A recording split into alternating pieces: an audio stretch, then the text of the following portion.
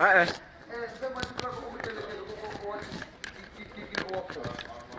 Okay. Yes.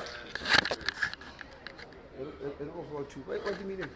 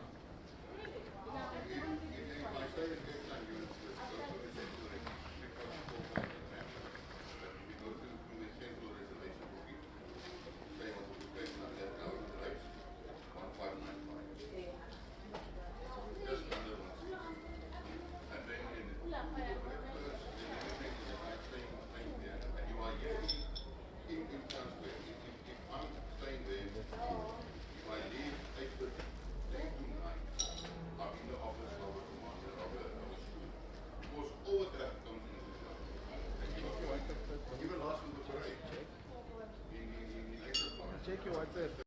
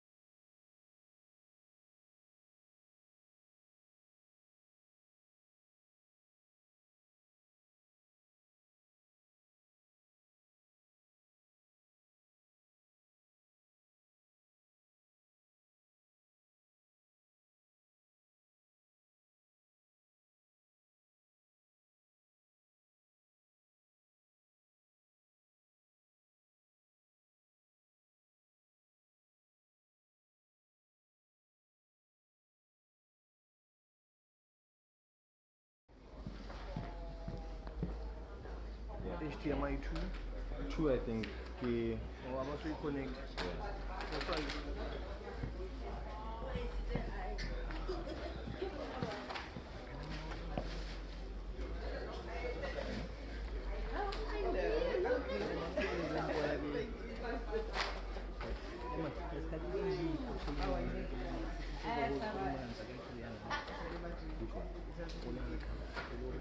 Oh, yeah.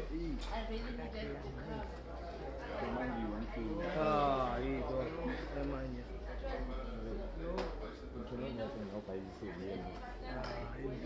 Would you lay on a task? Hey.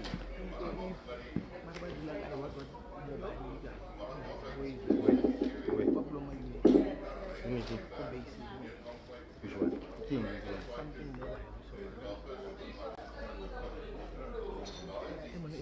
Program, if you are missing a bank card,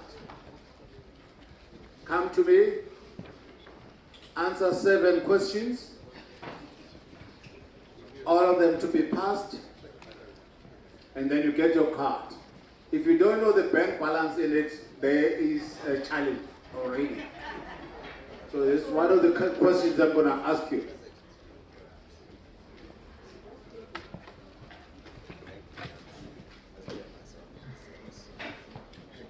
Now, our colleagues are busy reconfiguring our program.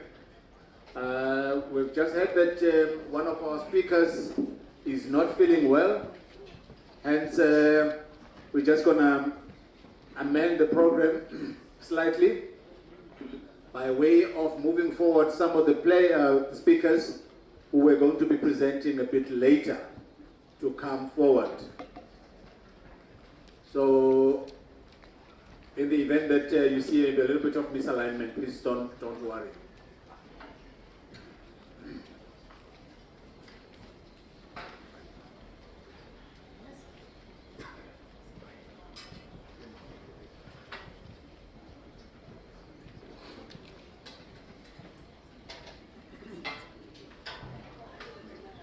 Welcome, Hawk. We welcome you, sir. Thank you. Yes, pick a spot, sir.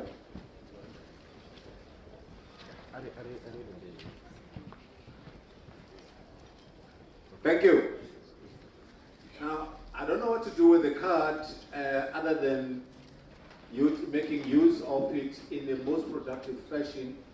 But please, whoever is missing a bank card, check, because you might not be aware that your card has fallen off or whatever. It is a black card consistent with its contents and value. It is a black card, so please let me know. Anyway, Deputy Minister, Chief SNGF, members of the Command Council, welcome back to the second session. Now, this session is extra special because it's going to be facilitated by my friend, by my former boss, my neighbor, the retired Vice Admiral Dr. A.E. Kubu. Dr. Kubu.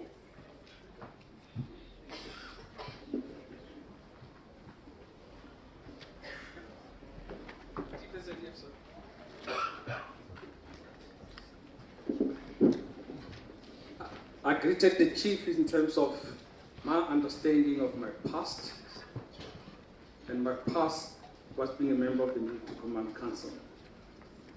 Behind this mind or this trait is my presence and my future. So there's three things. Is that not heritage? It is. It is about heritage. So we're going to discuss that issue further, delve deeper in some of the discussion that we had this morning. I just want to apologize to members of the Military Command Council, because when I came here this morning, I was ushered to sit on the chair, and somebody moved me from the chair to the chair, and I realized, oh my gosh, the Military Command is sitting there, and I'm not a member of the Military Command. Then I immediately decided, oh, I thought the integration was not done correctly. We lost out on the preservation, so I was not preserved correctly when I came here. So now I've acquired my status in terms of my preservation. Now I know where I am in terms of my history. Chief SNDF, Deputy Minister of Defense and Military Veterans, on the side of the veterans, members of the Military Command Council, our host, CLOC, Military Omot. My co-moderator has gone through the protocol, and I don't want to go through the protocol because we're doing the program together, but just to obviously acknowledge all of you that are here today. But I couldn't afford not to recognize the members that I just recognized now, including the Military Command Council. I've been given just 5 minutes just to introduce the topic and the session that I'm going to be conducting this morning. The Chief SNDF spoken about the Act of 1999, which is the National Resource Act. If one looks at that act, it talks about the uniqueness of our heritage. And we need to pack it like that, because our heritage should always be unique. Also, when we think about what happened in October 2019, we decided that we're going to go for the public opinion, just to be able to define this concept of heritage. And what does heritage mean to us as South Africans? And I believe that the public opinion that we received on that agreed in terms of what they believe should be a definition of the concept of heritage.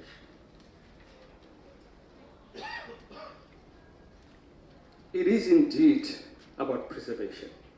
It is indeed about looking at your assets, equipment, capabilities, so that it informs the future. The future, we're talking about our new generation, the kids that are coming to grow after we have passed on. They should know where we're coming from as a country, because it is only through that, the understanding of the past, that they will be able to determine their future. For me, that's heritage. When you come to the military heritage, I think the previous speaker, Dr. Snail, has really touched on the concept so well and eloquently.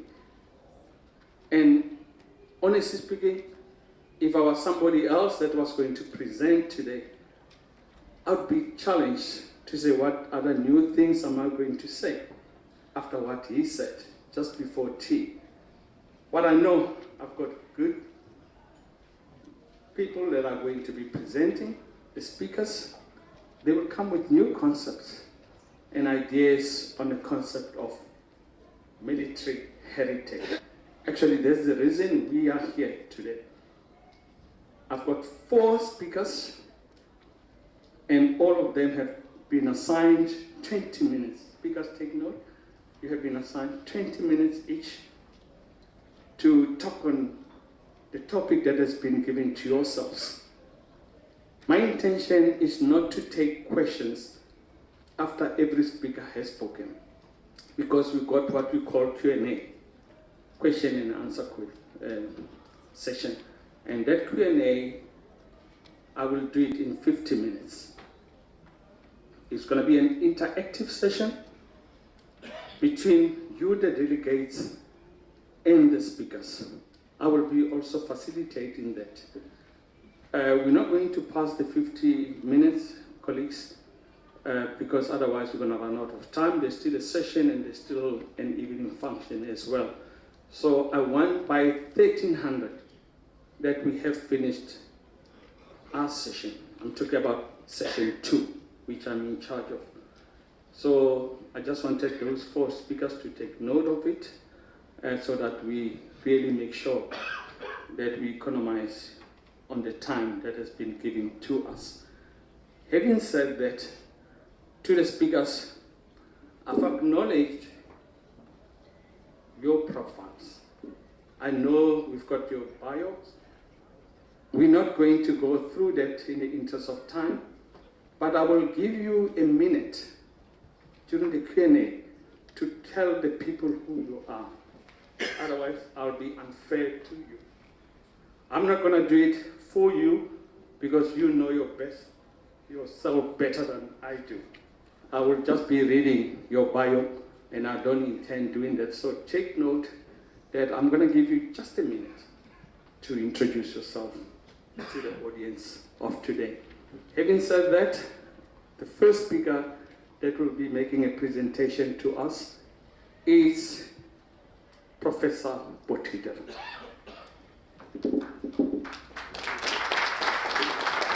Thank you, also the US Program Director, Honorable Deputy Minister, Chief SANDF. I would like to, with deep respect, acknowledge the protocol that CLOC showed us earlier today, and I'm honored to be here. I'm honored to have this conversation with you, and of course also to share a few ideas with you. I'm going to take you on a journey, if you can please flag the presentation, through the International Commission of Military History. Let me also just put on my stopwatch. Thank you. Thank you. And I'm giving you some notes on heritage, starting of course with what the International Commission of Military History is, how they developed, and of course the contribution that the International Commission makes. Just very briefly, it's an honor to be also in this building, this old building. It was first year fortification. It was a seat of government. It was a place where people lived, prisoners lived here, officials lived here, governors lived here, soldiers lived here, officers lived here. Quite a checkered history. One of my ancestors, notably, were locked up in a hole here for a while for not divulging to the British government certain information that they wanted. And, you know, there's a place like this has got so many stories. An interesting story, part of the military heritage of the castle, but an unusual story. In 1712, a ship stranded. The beach was just in front of the castle at that stage. And it stranded, all hands died on board, except one poodle. And this poodle came ashore, and the poodle were called then Skipper, later on. The poodle lived for 15 years, and he decided to assist the guards at the castle entrance with their guard duties every night. So, heritage is a complex thing. It tells us so many stories. We had references to animals also earlier. Could you just give me the next slide, please?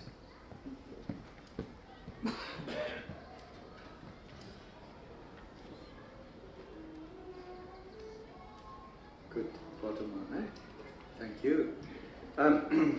So, societies and political landscapes are shaped, of course, by wars, conflict, and political violence. This we have seen very clearly in the South African case. I'm just putting on my other glasses. Where I come from, people call me Munamukuli. So I realize that, so I have to wear different glasses. It is ever present, of course, in our colonial, pre-colonial, and contemporary African narrative. Military history is more than just a chronology and an account of events. It is a dynamic epistemic space. It is a repository of events, places, memories, legacies, and of course, collective understanding. We must develop opportunities for our voices to be heard, to tell our stories, and to tell our stories in the way that we would like to tell our stories. International cooperation in military history is therefore vital for preserving and enhancing military heritage through collaboration, collective understanding, and scholarship, amongst others. The aim is therefore to explore the International Commission of Military History and how it could contribute towards promoting military heritage in South Africa. Now, if we look at maps, they often tell us a lot. This is one of Africa, a very, very prominent Nigerian scholar. Between 1450 BC and 1800, 225, where are we? This is an African source. Where are we? If we look at the next one, this is basically in the bottom, you see Africa before colonialism. Again, where are we? Yes, we see colonial South Africa here. And of course, this is Africa as it is today.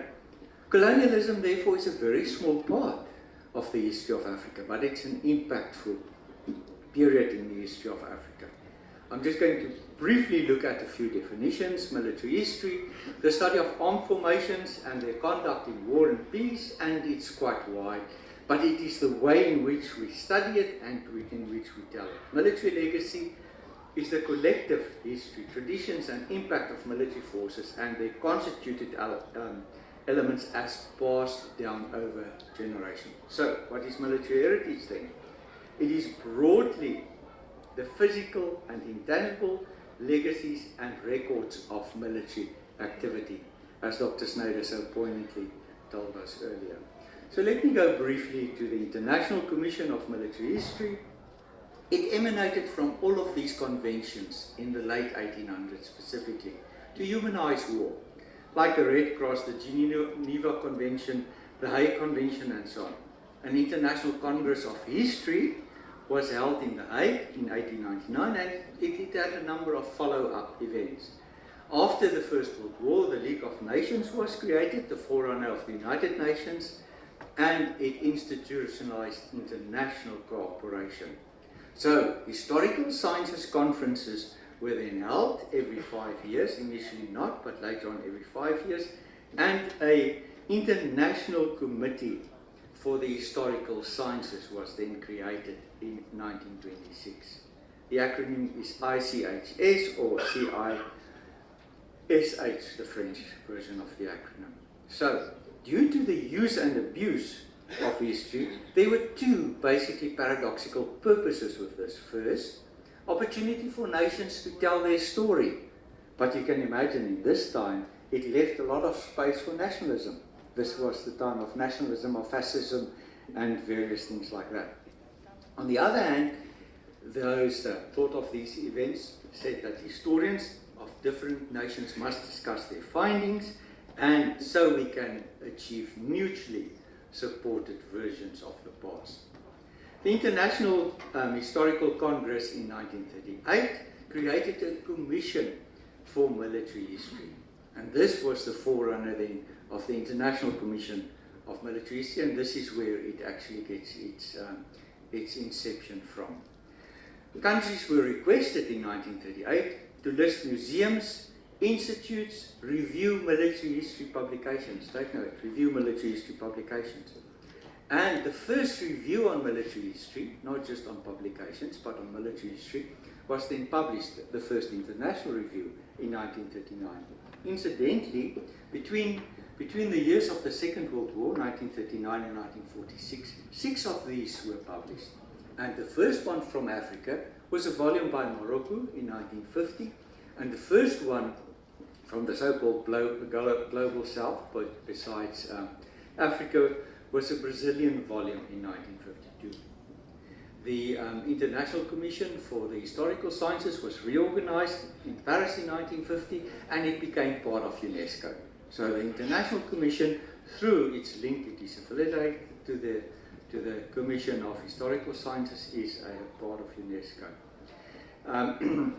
To then further improve the organization of this International Commission of Military History, there was a conference in Stockholm in 1973, new statutes were written, national commissions were created, like we are a National Commission South Africa, and it became an affiliated international organization. So the International Commission today is a non-profit, non-governmental international organization affiliated with the International Committee of the Historical Sciences, which forms part of UNESCO. It aims to foster military history research, to support military history publications, to support research, education, and interaction in military history and its associated fields across the world.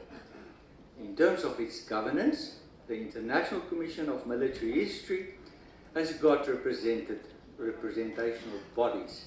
This is the Executive Board of the International Commission, the full board of the International Commission, and the General Assembly, with all countries that are part of the International Commission sitting in the General Assembly.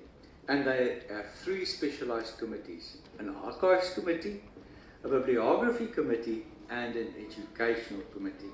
So, countries then arrange international commissions, and they affiliate. They pay €600 a year, and they affiliate with the International Commission. And at this stage, there's 41 paid up and accredited commissions. A number of other countries also participate, but they're not necessarily organized commissions. So these commissions are self-governing entities, and they run much of the military history activities in some of the countries. Sometimes they are institutions that form part of ministries of defense, and often they are organizations of scholars or those interested in military heritage, military history, and so on. So one of the objectives of these commissions are usually to foster collaboration between civilians, in this case, civilians interested in military history, military heritage, and of course, former military officials and officers, and the military. And this is an important part that the commissions have played. Now, the International Commission has got a number of regular activities and tools.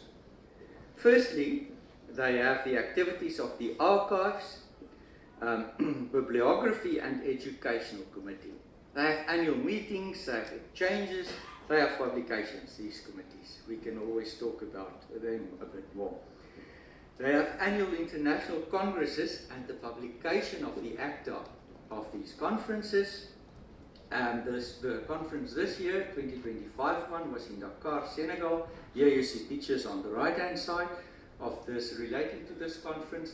And the Senegalese Commission decided that the conference must be on rebellions and resistance in history until the present time. So the International Commission also have a workshop for PhD candidates at the annual congresses. They have a prize, the André Courvoisier Prize, for the best PhD thesis on military history. This is an international prize. And they have a fellowship. In other words, they fund through this fellowship military history research projects. And this is usually for young historians that do not have access to the type of resources older academics have access to. And then they also have a program to affiliate individual scholars. This is a program to affiliate scholars from countries that do not have military history commissions. So as I said just now, a lot of scholars participate in the International Commission, but they are not necessary from recognized international commissions. The flagship publication associated with the International Commission of Military History is the International Journal of Military History and Historiography. It can trace its origins back, remember the term review I said just now, it can trace its origins back to 1938, and it was published for a number of years as the International Bibliography of Military History on behalf of the International Commission. The Swiss took charge of the publication of this. It then moved to Brill Publications or Publishers in 2011, and this journal is the single most biggest expense of the International Commission, because they've got a contract with Brill and they pay for the publication of this journal every year. It is really an eminent scholarly journal, and it does very good work in terms of its international readership and international character. Secondly, the International Review of Military History. 92 reviews of military history have been published since 1938. And when you want to publish a book on military history and you want to publish it under the auspices of the International Commission, you approach the International Commission, tell them that we want to publish this book under your auspices. The full board of the International Commission must approve it, and it then gets a number as a review of military history. 92 has been published. The latest one is actually volume 92, a collection of 14 military history notebooks. And these notebooks are on foreign military presence in the Spanish Armed Forces. The picture at the bottom shows you. The picture on air power is one of these reviews that the Italians published a number of years ago. It's air power in the 20th century, and I contributed a chapter on the South African participation in the war in Korea. The International Commission also publishes a newsletter twice a year for its members, and it is just on relevant news on military history. The publication of ACTA is quite an important annual event of the International Commission. So if a country organizes an international congress, they must publish an ACTA. And the conference themes are on various things. Here you will see the role of the military in political transitions, rebellions, combined and joint operations, and so it continues to the military and the media. Annual conference have quite a few themes, and there's really a depth of knowledge that has been published in these annual acta. There's also the Military Archives Guide, which is basically a guide that the International Commission publishes on how to use archives. In this, at this stage, 15 countries have participated in it to assist the researchers with navigating their way through the archives. Now, South Africa have a unique and complex and multifaceted military history, legacy, traditions and heritage. I won't go into this because a lot have been very poignantly said about this. But we created the South African Military History Commission. Formally, it was instituted by the Chief of the SANDF as a national commission and a chapter of the International Commission in October 2004. It was officially accepted as a national commission by the International Commission in 2005, actually in Madrid. So, the South African Commission advance and coordinate military history and security-related research. It's a platform for exchange of ideas, a nodal point for bringing together different bodies and interest groups and so on. It is currently managed and controlled by the Faculty of Military Science, the Military Academy. We held a congress in South Africa. We were the only country to have a congress 2 years after the commission was instituted and officially accepted by the International Commission. Just to go back one page, the first president of the South African Military History Commission was Major General Nkwa Solimolo. I think today he also adds ambassador and professor to his name, and he contributed much towards the official creation of this commission. We organized a conference in South Africa in 2007 under the theme Regions, Regional Organizations and Military Power. You'll see there's at the bottom right the proceedings, quite a thick book, about 700 pages. I have one here that I brought with. Incidentally, it's selling it on Amazon for $60. So I don't know who thought that they don't want this book anymore, but you can buy it. You can buy it through the internet also, although it's not being printed anymore. So, 200 plus delegates from 44 countries, United Nations, in UNESCO, and we had 12 African countries present in South Africa. This is the most at any given conference yet. 58 academic papers in 5 languages, and the acta were then published with 48 papers in 3 languages. Now, let me assess briefly, allow me to assess the South African participation and contribution in the International Commission. Participation in the annual International Commission Congresses, regular but limited. Often I am the only guy there, and it's expensive, of course, to attend these events. Hosting of international congresses, we did it once in 2007. Member of the International Board, we sat on the International Board twice. The Archives Committee, no participation from South Africa. Bibliography Committee, very little participation. Yes, book reviews are being published, but very little publication. Educational Committee, although this is a very powerful tool for the education of military history, very little participation. South African contribution to publications, and here you will see just a random example of some of these contributions. International bibliography, yes, we did contribute since 2001. The International Journal of Military History and Historiography, a lot of recent contributions, and you will see the big, right in the middle, a volume now on a special issue on new perspectives on the Madagascar campaign, and this is edited by Professor Kleinhans and Professor Manama. So yes, we bring our site here, but it's really little. If you look at our publications in the annual acta, every time we participate in a conference, we publish. But I've made a quick calculation. In the last 20 years, it's between 1% and 2% of the publications were from South Africa. Not a good show, not a good show. International Review of Military History, 1 chapter. International Committee of Military History newsletter for members, regular contributions to this. Military Archive Guide, none. And it's quite a minefield, actually. It's worse than the protocols to navigate the military archives if you don't know it. Okay, The value of international cooperation, and I won't run through this in the interest of time, but it's important for us. The global recognition, second from the bottom, between military and civilian historians, fostering richer, more nuanced scholarship. Then, of course, also capacity building and education, academic and educational exchanges for students. We encourage participation in international commemorations, fostering shared remembrance. The preservation of heritage. This is an important project within the International Commission. Advice on museum curation. Many members of military museums form part of the International Commission. Memorial design, archival cooperation, an expansion of records. Oral history. What is the state of our oral history records? What is the state of a repository of voices from veterans? Many veterans are dying. And we do not have a comprehensive repository. It's not too late, we can still do it. Where we collect these views, these personal records of people.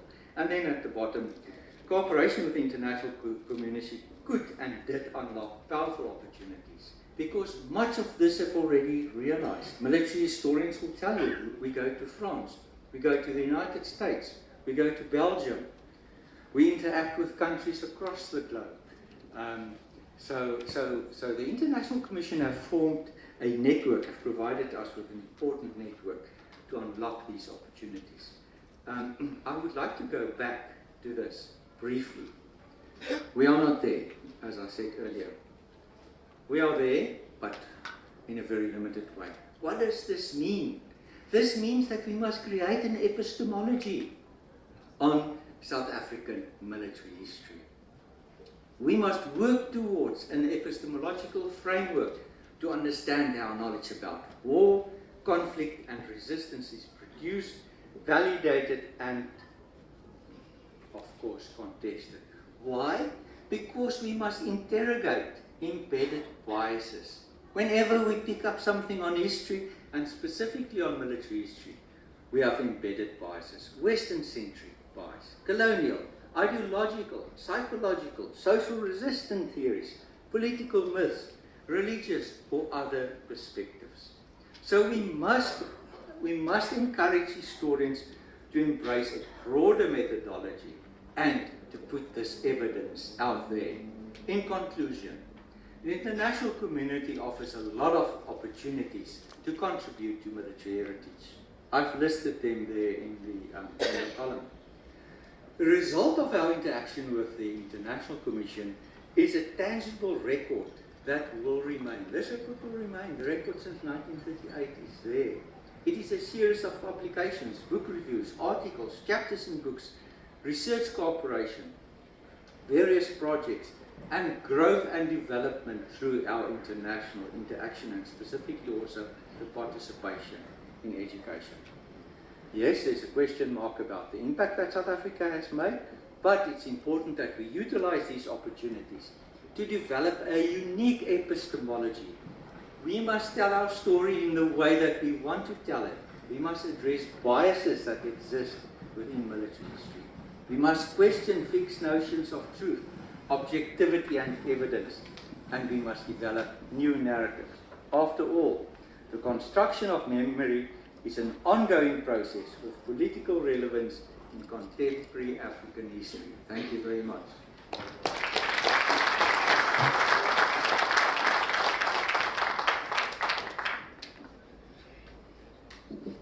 Thank you, Professor Potiter.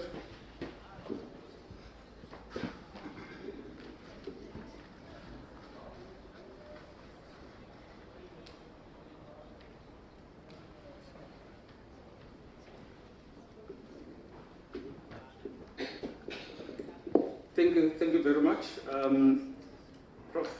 Potiter. There are a few people that we will still recognize as we go along, because people are coming in as well in the meeting.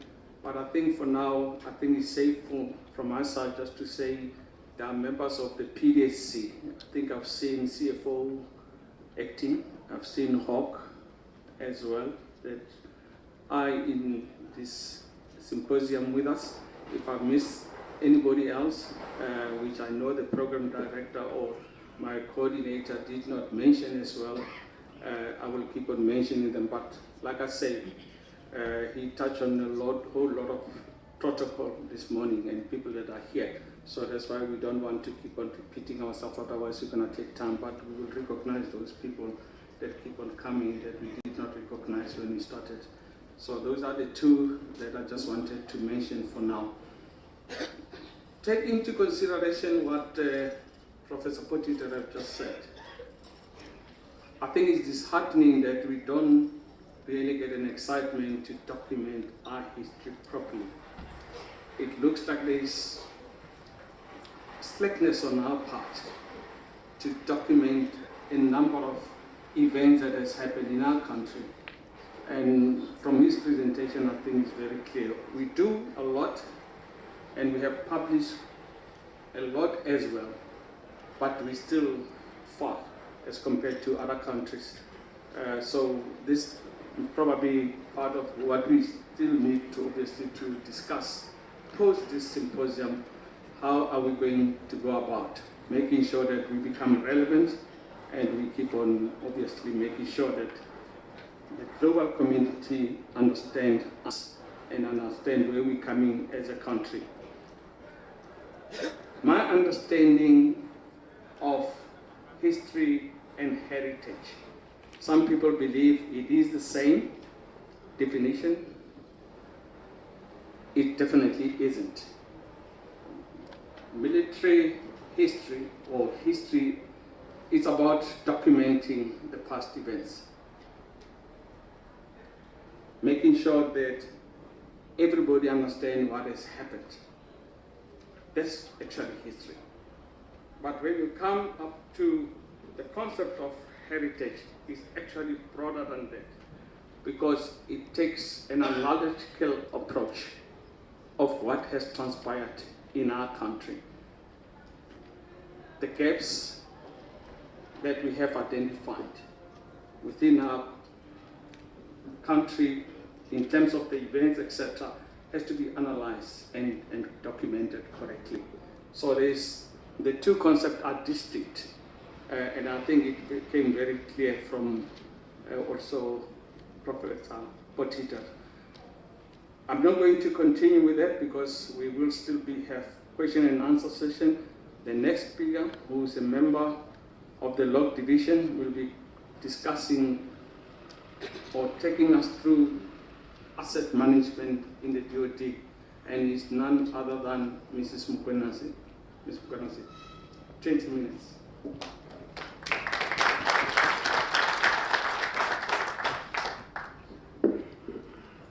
Thank you very much, Program Director.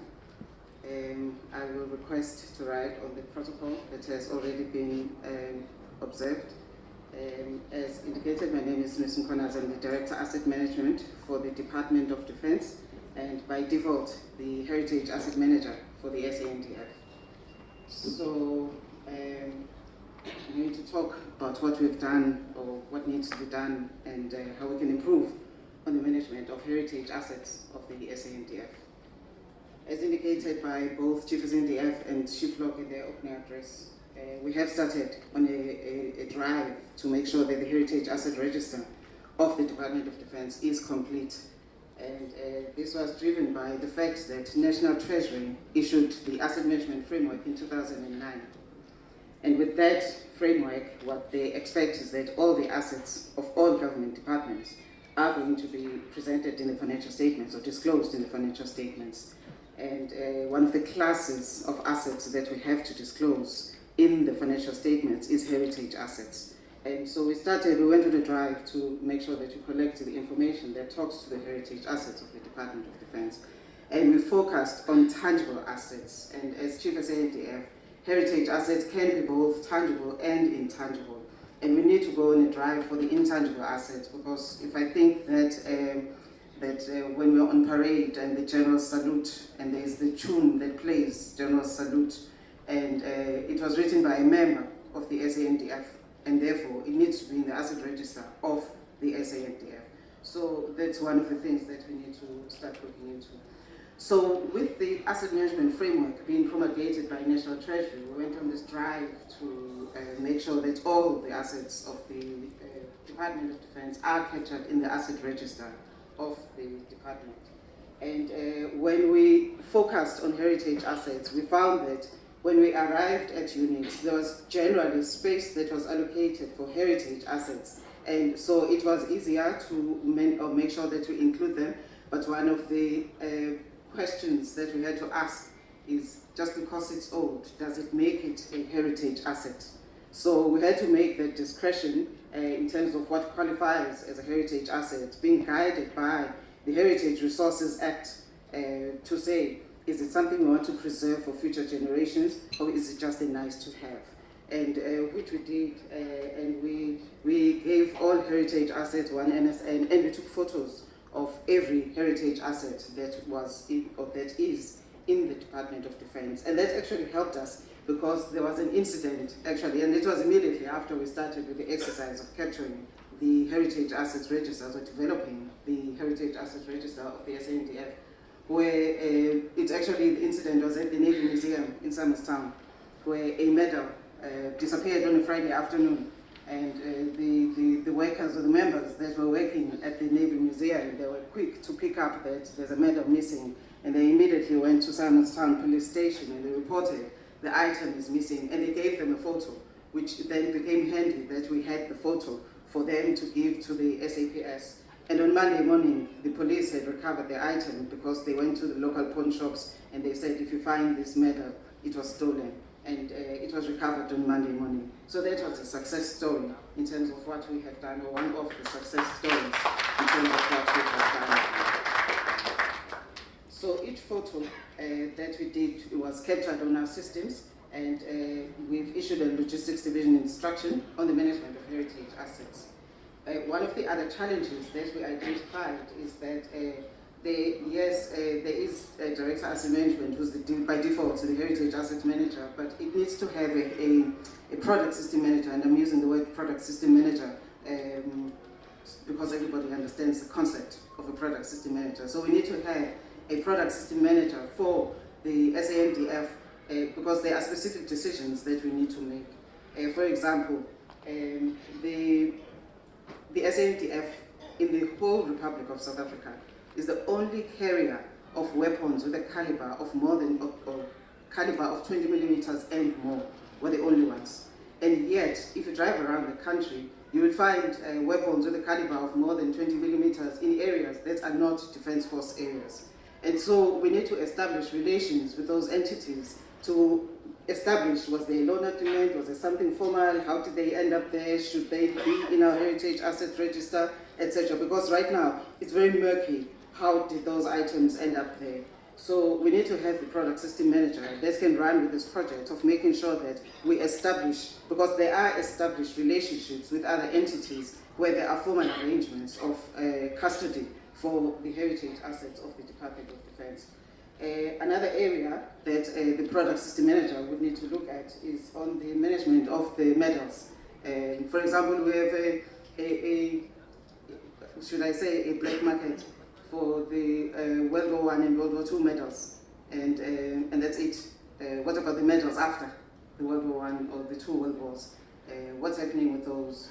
It's not clear in terms of management thereof. If I can just use an example of the Battle of Bangui, the survivors of the Battle of Bangui received medals. Was there a replica of those medals that was set aside for preservation for future generations? Because that was a historical event, the Battle of Bangui. And coming up soon, I anticipate the Battle of Sake and Goma, as Silok has mentioned. So we need to have policies that regulate those issues. If we have medals and we change the design, the previous designs, should they be heritage, because we want to preserve for future generations to say this is where we started after the integration, and this is where we are, this is where we are going in the future in terms of the medals. Whether it's medals that are related to a historical event like the Battle of Bangui medals, or medals, 10, 20, 30-year medals, because either way, It's where we started. We have a history in terms of integration. The South African National Defence Force is made up of an integrated defence forces from the TPVC state and the non-statutory forces. So we need to take that into account as we are building. In fact, I think 3 weeks back I was at the Navy Museum. I went there as a pretended to be a tourist. I didn't tell them who I am. But it was heartening to see pictures of people that I can relate to. There was a picture there of a certain David Mkondo, and there was another picture of a certain Monde Lobes. So it was quite heartening to see names that I can relate to. And so we need to have policies. Basically what I'm saying is we need to have policies on how do we manage matters and in terms of heritage, because they are part of our heritage. The other decision that we need to make is on the decommissioning of the systems. When we decommission the systems, there is, let's say 30 years from now, the Defence Force decides to decommission the Gripens. There's more than one Gripen, obviously. Are we going to decommission all of them or dispose of all of them and save one with all its related components to save in the past? Today will be in the past 30 years from now. In the past, there was this system called a Gripen, and it had all these components, and just one, or is it two? Or how much is enough for us to save in a museum? And do we have the money? I heard the Deputy Minister, I beg your pardon, saying that we need to have a budget allocated, because that's one of the challenges that we are faced with, is that we don't have sufficient money to maintain the assets, the heritage assets. And so we end up going into relationships for the maintenance of the items. So those are the decisions that we need to make up front, so that we regulate these relationships. If we are decommissioning a system, how much must we retain and preserve for future generations? And what do we do with the rest of the items? And do we have enough money for the maintenance and the upkeep of those items going forward? Also, just as an example, I've had an experience where the Alouettes, for example, they are at the Air Force Museum, and there's more than one of them sitting there. And because we don't have the budget, we're relying on the friends of the museums to help with the maintenance and the upkeep. So there was an approach by one of the friends of the museum to utilize the plane, and of course we said no, because it's a Defence Force plane. It cannot be used for any other business except the Defence Force. Whether it's a heritage asset or not, it's still a military plane, and it cannot be used for any other business. And their argument was that they paid for the engine. It's still a Defence Force plane. It cannot be used for any other business except the Defence Force, because of obviously the security issues that we need to take into account. So we need to have that in writing, to say that just because you're a friend, it does not mean you're entitled to use the Defence Force plane. I'm just using the plane as an example because that's the experience that I have had. Also, the management of the loan agreements. We have loan agreements with formal and informal, with specific entities. Some of them are working well, others are still a bit murky in terms of being formalized and not being formalized. So we need to make sure that we have a policy that manages, and a board that manages these loan agreements, because we've put on the ones where we've been involved in terms of managing or drafting the loan agreements, there are specific conditions in terms of how are you going to maintain the assets of the department or the SANDF, heritage assets of the SANDF, and what is the responsibility of the Defence Force and the responsibility of the entity that is taking on the responsibility of maintenance and upkeep of the heritage assets of the Defence Force. So we need to have a drive, or we need to have a capacity to manage those loan agreements, to make sure that everybody keeps to their agreement or to their boundary. Clear boundaries must be laid out between us, Defence Force, and the entities that have items, that heritage assets that belong to the Defence Force. In fact, just as a matter of interest, the other day, I was being a mother that day, and I took my children to the Johannesburg Military Museum, and I saw, when I arrived there, something I didn't know until I arrived at the Johannesburg Military Museum, which is that there is a library called the Lieutenant General Andrew Masondo Library. I didn't know. And when I got back to the office, I was asking my colleagues, who is he? And I was excited to find out who he is. And I went to the Ombudsman and I was excited. I said, oh my gosh, I saw a Lieutenant General Andrew Masondo Library, which I didn't know. And I don't think most of my colleagues are aware that there is such a thing at the Johannesburg Military Museum. And therefore, we need to establish relationships with all these entities so that we know what is happening, because it's military history. As much as it's at the Johannesburg Military Museum, Lieutenant General Andrew Masondo is a part of us, is a part of the Defence Force. So we need to make sure that we establish relationships, we establish rules and boundaries of who does what and who doesn't do what. So this product system manager will be responsible for that, the relationship management. As I conclude, the South African National Defence Force is an integration of the TPVC state forces, military forces, and the non-statutory forces. There is history from all sides, from the TPVC states, from the non-statutory forces. And we need to make sure that in our heritage, military heritage, we acknowledge all of them so that it reflects the integration, because that's one of the challenges that we are faced with right now. In the past, we actually used to have or make a contribution towards the Commonwealth Graves Commission, which is obviously one-sided. And we need to make sure that, in fact, what I was saying to my colleagues years back, is that what I would love to see is when the South African National Defence Force acknowledges even the non-statutory forces and the TPVC state heritage. Because from just the top of my head, I can think of specific events that qualify as military heritage that took place in the Transkei and in the Ciskei. There's specific, we've got graves in Uganda, as Silok said in his opening speech, we've got graves in Uganda, Tanzania, all over Africa, that we need to maintain because they are part of the military heritage. And if we are calling ourselves an integrated defense force, we need to reflect that in our military heritage. So it would be good for us to not only, I mean, we do acknowledge the SAS Mendi with the Armed Forces celebrations. However, we need to make sure that we look at all the aspects of integration and make sure that our military heritage is not just on specific items, but it's focused on all areas of the integration of the Defence Force. And that is all I would like to say. Thank you.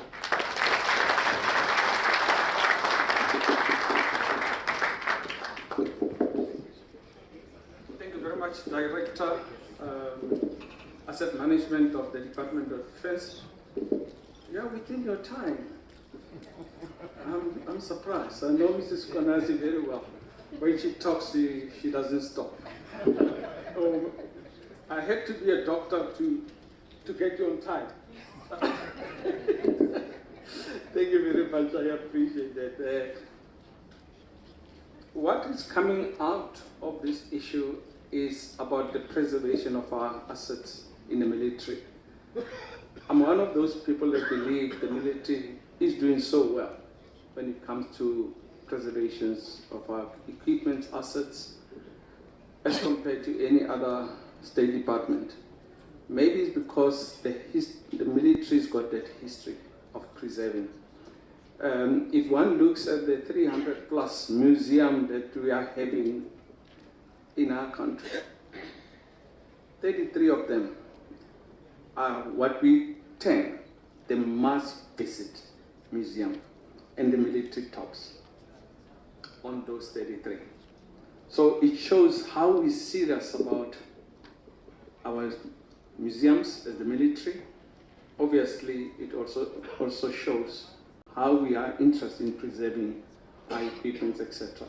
I know Ms. Nkonazi is very passionate about tangible and intangible assets, and she really explained herself very well on those ones. If there's anything that she's very passionate about, it's the asset management in the Department of Defense. Having been a member of the military command and the PDSC, I have never taken anything away from him in terms of the passion that she has when it comes to this issue of the But it looks like she started having interest in the Navy, because since she started in the Navy tops on her discussion, Admiral Louis and Sealock, I don't know what you're doing to her.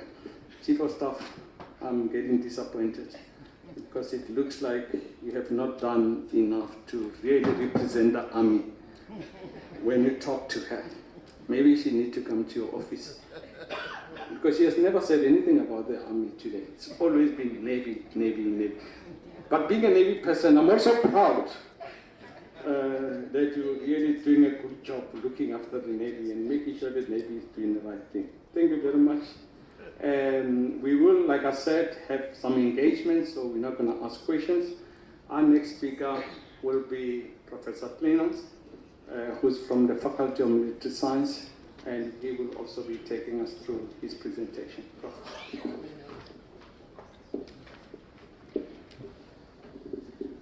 Allow me to stand on the protocol observed, otherwise I would really make a hash of it. But I do acknowledge all of my seniors here. Just a little bit about myself. I am a military brat. I was thinking about it now. My link with military heritage is also a link to our country's divisive military past. But I can claim 2 grandfathers that served as non-commissioned officers in the then SADF. My father was a colonel in the SADF, and in the SADF, my brother was private in the SADF. I was a CO, ended up as a lieutenant, got a bit disillusioned, left, and came back as a PSAC.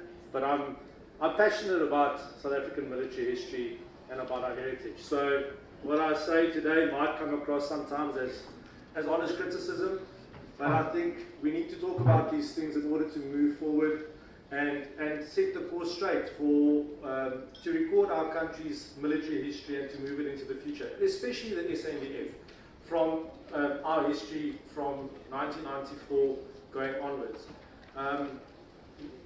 It seems funny, but you know, we're already 30 years in to the new democracy. Our Defence Force has deployed from the National Peacekeeping Force through Operation Bolias to the first peacekeeping deployments, and as some of my colleagues will allude to later on, I mean, running into the 2000s, the Battle of Bangui, the Force Intervention Brigade, the deployment to northern Mozambique, etc. There's such a rich military history out there, but it's left unrecorded. And tomorrow more will be said about that. But if Captain Charlie, if you can just throw up my presentation there. No, that's not me. That's the other. That's that's another presentation.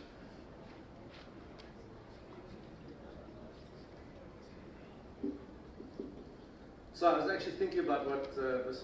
Mkonazi was saying, because I think the Department of Defence Archives, it falls into one of these little grey areas. It's a definite asset. It's tangible, it's paper, but you can't put a value on it. But it's invaluable. You can't put a value on it because there is no value to it, but it's invaluable. I mean, if it gets lost, then that's part of our military history or our heritage that's gone. So I think with the Department of Defence Archives, and some of you that have some more institutional knowledge might understand where the predicament lies. Previously, it reported to what was then the Chief of Staff Personnel, which is today Chief Human Resources.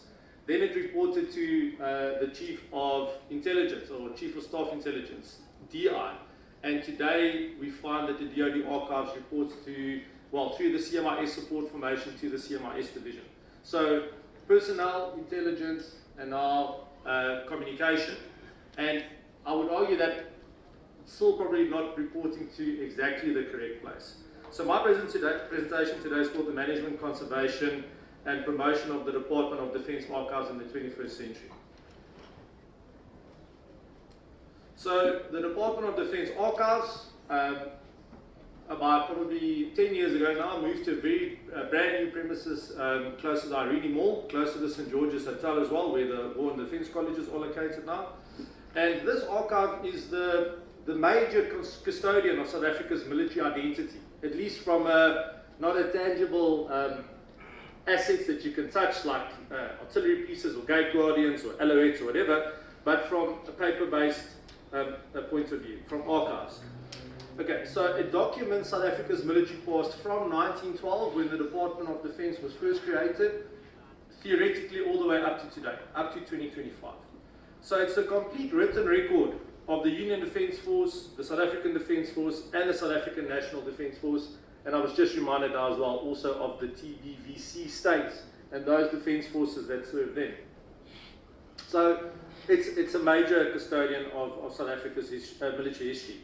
It's an invaluable primary source covering the world wars, what Dr. Snyder's mentioned, also the interwar period, everything in between, the Korean War, the broader war for Southern Africa, as we military historians sometimes like to refer to it as an umbrella term for the liberation struggles all over Southern Africa, and of course the post-1994 deployments of the South African National Defence Force. So, taking all of that into consideration, it should be the first point of contact for all in-house SANDF researchers looking at something specifically on the history of the South African National Defence Force or some of the predecessors. Okay, so the Defence Force should be the primary user, and then the broader national and international historical community typically are the secondary users, those students of history or whatever related topics, strategic studies, etc., finds value there, genealogists, etc. Now, due to some of the shortcomings in its current structure and funding, the archive is largely unable to meet its national and departmental obligations.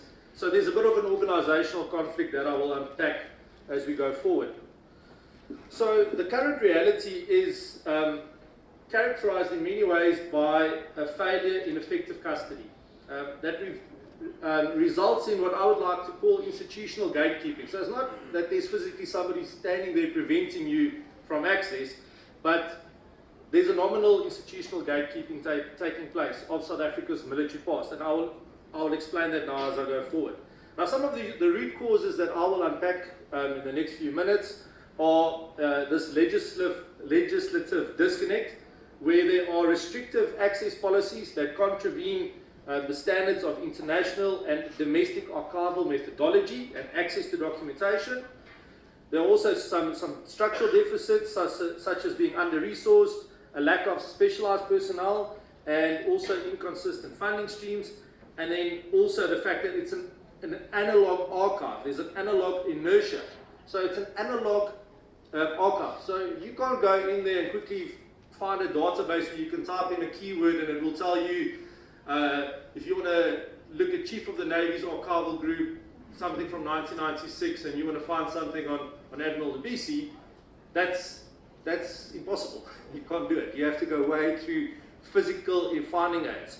So there's been a failure, and to transform this archive from just a mere physical storage space to comprise something that's more digitally managed in terms of longer-term conservation and preservation, and I dare say access to information. So this failure is a strategic liability for the Department of Defence and undermines the Defence Force's own research and development capacity, and also conflicts with the objectives of the Defence Review of 2015. Okay, so I'm going to start unpacking these now. So the first challenge I'd like to call legislative gatekeeping. So beyond the apparent legislative disconnect, the archive is hampered by profound organizational and resource shortcomings that directly impact the management and conservation of its holdings. The 21st century demands a transition from a traditional analog storage to more modern digital management, a transition that the Department of Defence Archives is at the moment ill-equipped to make due to both departmental and internal resource contracts.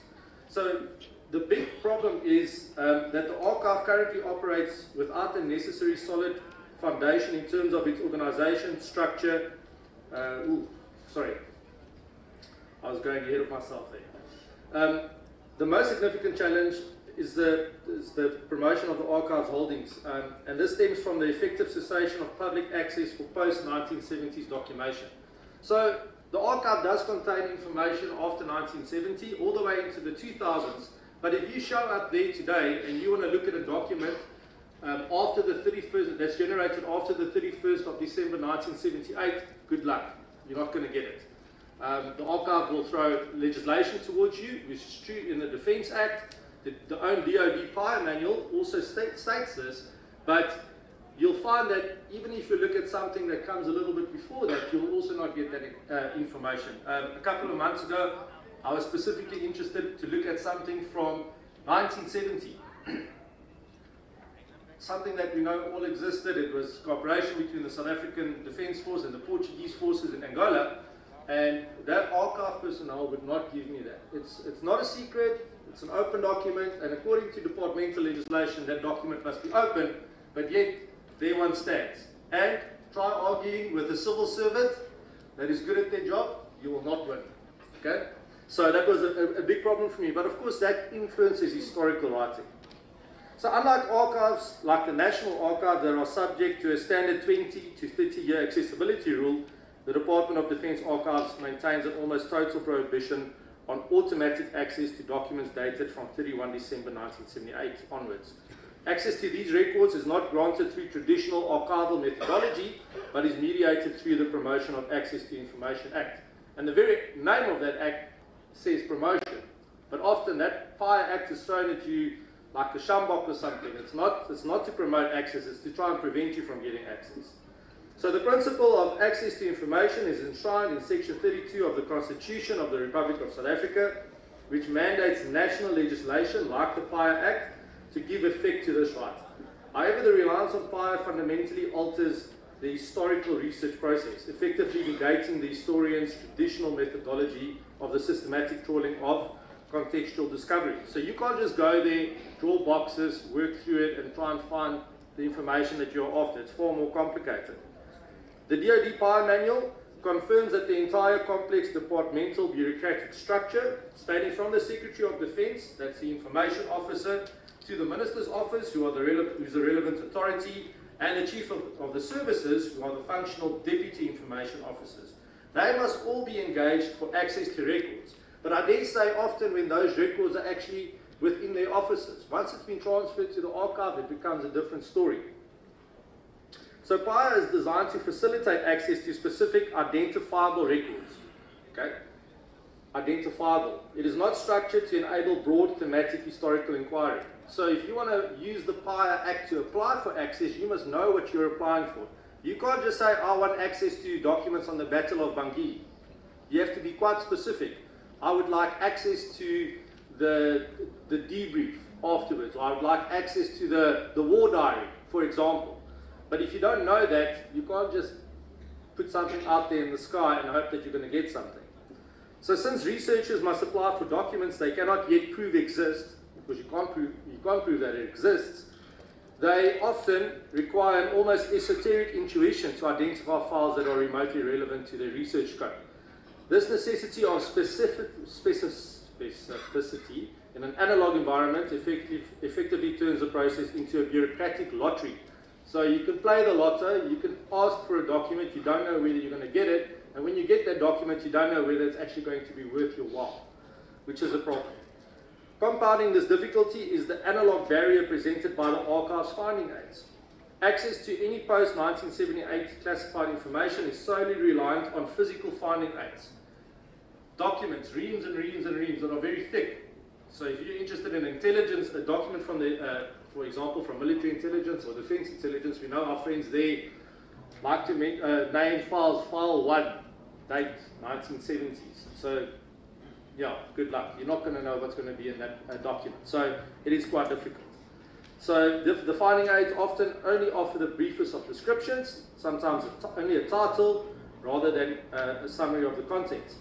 These inadequate descriptions fail to provide the comprehensive context needed for a successful PIA application. Furthermore, unlike most public body records which become automatically available after 20 years, the Department of Defence archives its operational structure, where records are retained departmentally rather than being transferred to the National Archives, means that this automatic disclosure provision does not apply. And it's also, I mean, the Defence Act talks about it, and it's also in the DoD Power Manual. So there's no fixed date after 31 December 1978 at which these records become public, unless CDI or somebody revises that document and moves the date up. There's no automatic every 5 years, you know, that the next batch will come available. So this forces PIA to be the permanent high friction access mechanism for virtually all documents after the 1970s up to 2025. Additionally, you have to pay an application fee. Okay, it's not too much money, but if you win the lottery and you get a whole lot of documents, then you're really going to pay for all of that to be declassified. Okay, so it's not ideal. Secondly, there are some deficits in management and conservation. Beyond the legislative disconnect, the archive is hampered by profound organizational and resource shortcomings that directly impacts the management and conservation of its holdings. First one of these is that the archive currently operates without the necessary solid foundation in terms of its organization, structure, mandate, and funding to execute a modern archival strategy. This systematic failing directly undermines the Department of Defence's own efforts in strategic research and development, which at its core is fundamentally an information-driven undertaking. The South African Defence Review of 2015 explicitly mandates the need to maintain the department's corporate knowledge and institutional memory as a key enabler for military capability development and effective command and control. The dysfunctional archive, therefore, is not merely a cultural loss, but a strategic liability that undermines the Defence Review's objectives. Effective archival management requires specialized skills in conservation, science, digital curation, and archival references services. Consequently, shortcomings in the personnel structure means that the archive is critically under-resourced in terms of qualified archivists and technical experts needed for large-scale digitization and advanced conservation. So, for example, the Department of Defense Archives has not had a deputy director since 2015, when the former director retired. The post was never advertised, it became unfunded, and now it's frozen on the structure. Of the 4 assistant directors that were within the organization, one has passed away in post, one has resigned, who was the records manager of the Defence Force, and there are 2 remaining ones left. There's only 1 historian's post. I was the last one as the SO3 military historian. I left that post in 2015 and nobody has been promoted or posted there. Yet, I told them I was going to put them on the spot, but I have postgraduate students here that are qualified and that are rank appropriate that could be deployed there, but that the loop never closes. So sometimes we are our own worst enemy. And of course, to run an organization like this, you really need professional staff to be appointed there. Otherwise, you have an archive, but you don't have the technical know-how to run that archive in the long run. Furthermore, funding shortages remain a major impediment. Archival preservation is inherently capital and labor intensive, yet insufficient and inconsistent funding restricts essential activities. This includes climate-controlled storage upgrades, the application of preventative conservation treatments to stabilize deteriorating paper. You can imagine what paper 100 and something years old feels like. It's very brittle. And also the acquisition of the necessary digital infrastructure, such as high-resolution scanners, adequate server capacity, and modern data management software. Without reliable, dedicated funding, the archive cannot maintain its physical integrity, much less transition to a viable digital future. I think the third challenge is then digital transformation and preservation. The conservation and management of military documents in the 21st century must embrace digital transformation. In many ways, this is our worst enemy, these things. How many documents still end up in registries and actually find their way back to the archive? I would challenge you to convince me otherwise. We use these things in our laptops and emails for a lot of decision making. The sheer volume of records generated since the inception of the department in 1912, which is gauged at about 70 linear kilometers. So if you put all of the paper like this up to one another, it will run, well, that was 10 years ago. It will probably run now almost to 90 linear kilometers of documents detailing our country's military past. Okay, the volume of these records, particularly the operational intelligence and correspondence files, dictates that the Department of Defense cannot rely solely on analog systems for longevity for access. Analog documents, especially those from the earlier periods, face an immediate risk of deterioration from acidic paper, improper storage, and constant physical handling. Digitization, therefore, is not merely about improving access, but it's the primary means of conservation, creating accessible and stable preservation copies. Also, the continued reliance on physical storage and analog finding aids also leads to ineffective retrieval. This severely compromises the SANDF's own ability to quickly and accurately retrieve and utilize its institutional memory for critical purposes such as operational learning, strategic planning, historical inquiry, administrative purposes. And maybe here I must challenge the office of the chief, the service chiefs, the minister's office, to entertain me, put a request in for information, something in the last 10 years to the archive, and see what you get out of the system. It would be interesting, maybe just to humor me, but I think that would be very interesting to see how quickly they would be able to respond. The continued reliance on physical storage, so that's a problem. We need to digitize. You can't type in, there's no central database where you can type in a keyword to find that information. This inability to efficiently leverage historical records for internal use constitutes a clear failure in the departmental obligation of management and compromises the organization's core function. Okay, so that was the doom and gloom, but I have some recommendations. Firstly, we have to restructure access and promotion to this archive. The re-evaluation of the fire barrier must be a top priority. The Department of Defense must work collaboratively with the Defense Intelligence Division, the Faculty of Military Science of Stellenbosch University, the Department of Arts and Culture, and the relevant parliamentary committees to establish a clear declassification policy and a phased reduction of the post-1970 restricted period. The transparent and standard declassification timeline, such as a 20-year rule, with justifiable exceptions for genuinely sensitive operational intelligence or personnel data, must be implemented to align the Department of Defense archives with modern international standards and domestic archival legislation. Simultaneously, the archive must prioritize developing digital finding aids. This project involves digitizing and enhancing all existing analog finding aids to create a comprehensive, searchable online catalog. This catalog must provide researchers with the minimum necessary contextual information to formulate specific successful PIE requests, thereby making the access process feasible and evidence-based rather than reliant on pure conjecture.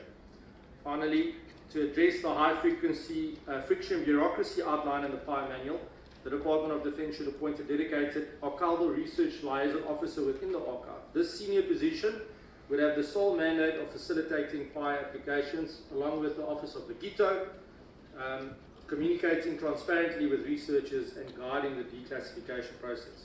This human interface would dramatically reduce the current bureaucratic backlog and friction, helping to bridge the gap between the archive and the research community. I'm going to take Mrs. Mkonazi's few minutes. Okay. Thanks, Admiral. I appreciate it. The second recommendation, enhancing the management and conservation within the DoD archives. The most immediate requirement for management is securing a dedicated funding stream. The archive requires a non-discretionary budget, nothing like special forces or the defense intelligence, but a budget that explicitly covers the cost of conservation materials, environmental controls, and digital infrastructure maintenance, insulating it from ad hoc departmental budget cuts. Such dedicated resource allocation is essential for long-term sustainability of the collection. Investment in staff professionalization is equally critical. It comes back to what I've mentioned before about the shortages in personnel. The Department of Defense must commit to the training and employment of professionally certified archivists, digital curators, record managers, and military historians. They are out there, the positions are in the structure, they need to be funded and staffed. This investments ensure that best practice protocols for document handling, long-term conservation, and the effective transition to digital records management are consistently applied, raising the institutional standard of the archive. This specialized personnel would then be tasked with initiating a phased digitization project. This must be a multi-year strategic program that prioritizes the most fragile documents and the most heavily requested collections. For instance, the documents related to the Second World War, where many South Africans have ancestors that served in the Union Defence Force, and that centenary celebration is a few years away. Okay, they need to start scanning those with the idea of what might come in the future. Digitization then ensures their permanent conservation and facilitates broader secure access within a controlled digital framework. The final recommendation is to leverage strategic partnerships, which we heard before to you this morning, to offset some of the internal weaknesses in funding, procurement, and technical capacity. The Department of Defense must actively pursue and formalize strategic partnerships with external institutions. The value of such collaboration lies in bridging the resource and expertise deficits that currently constrain the archive. By engaging with academic research institutions such as Stellenbosch University, reputable NGOs, veterans, and professional conservation bodies, the Department of Defense can leverage external frameworks to secure crucial support. This partnerships offers a vital mechanism to harness external funding streams, streamline procurement processes for specialized equipment, and tap into the high-level technical capacity necessary for modern archival management. So postulating the value of this model for the Department of Defense archives, it would specifically facilitate external resource mobilization, expertise transfer, and also then lead to achievable goals. So in conclusion, and mainly a call to action, the Department of Defense Archives is not merely a storeroom for old papers, it is the physical manifestation of South Africa's military identity and institutional memory. The current state, characterized by a power-driven legislative disconnect, as I like to call it, under-resource management, and inadequate conservation practices, constitutes a profound failure to safeguard and promote our national military heritage. This failure directly compromises the SANDF's capacity for information-driven research and development and strategic planning, which places it in direct conflict with the objectives outlined in the Defence Review. Addressing these shortcomings requires a high-level strategic commitment from the SANDF leadership, recognizing that an accessible, well-managed archive is not a liability, but a strategic asset. By implementing a modern archival policy that prioritizes digital conservation, resource professionalization, leveraging strategic external partnerships, and appointing a dedicated liaison officer to dismantle the power barrier, the Department of Defense can finally meet its 21st century obligations, transforming the archive from a forgotten custodian into a vibrant resource for the study and promotion of South Africa's rich and diverse military past. Thank you very much.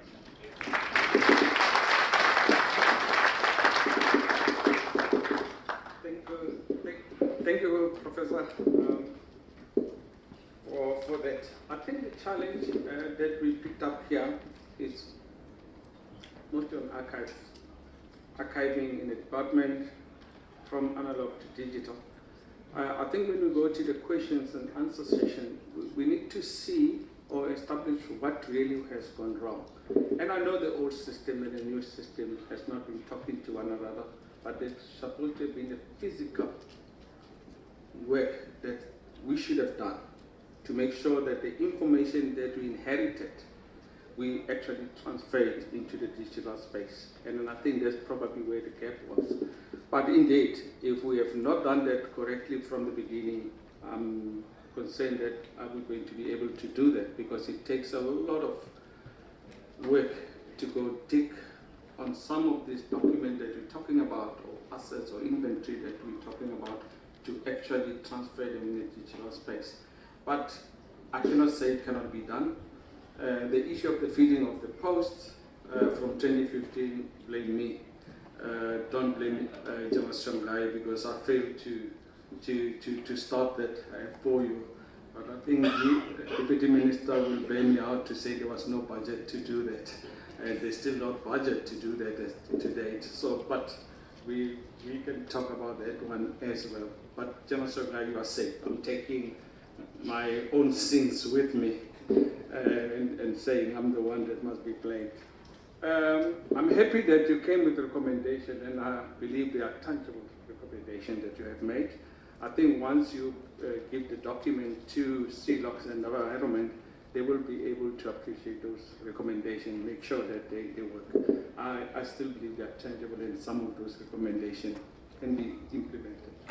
I think there were 3 main recommendations that you made, and all 3 of them, I think, can actually be implemented. Having said that, time is now running away from me, but I'm happy that so far we have actually been compliant with the time frames that I've given to yourself, except that you have used your standing here and decided to take some of the time which I thought I have saved from Mrs. Mkonazi. Now you took it over. But let's call Dr. Guma. you're the last one in this session to come and share with us your experience. Dr. Guma was working in the office of the minister, Mapisa Ngakula, I remember very well.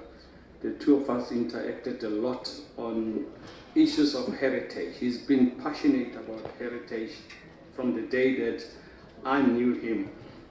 And Admiral Lobese, he's still spoken to me about the Mendi commemorations, and I said Admiral Lobese will be there. So I leave it to Admiral Lobese about the Mendi. He was talking to me about it. So Admiral Lobese is here about the other discussion. Please, Dr. Guma.